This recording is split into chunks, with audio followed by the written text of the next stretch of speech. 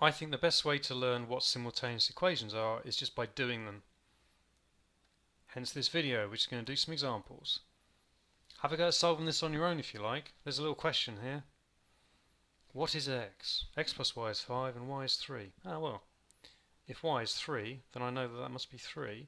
So x plus 3 equals 5, something plus 3 equals 5. Oh, well obviously x equals 2. Okay, let's do the next one. Pause the video if you like, have a go on your own. Well, I can tell from this one that a equals 5. Which then means I've got 5 plus b equals 8, so b equals 3.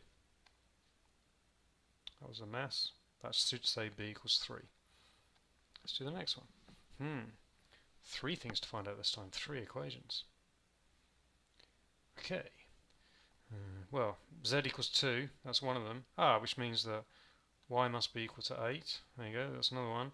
And then, so x must be 8 minus 2 is 6. Done it. So, simultaneous equations, you have a bunch of equations and you just kind of pick which ones to use first and you kind of work things out. I'm using simpler examples here to learn it, and it can get more complicated. So for example, this one is a bit more complicated.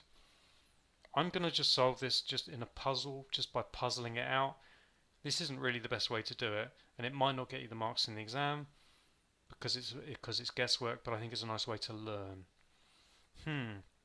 I need two numbers that added together make 5, and the difference between the two numbers is 1. 3 plus 2 is 5, and 3 minus 2 is 1. So that means that, let's look, b equals 3, and a equals 2. There we go, that's our two answers.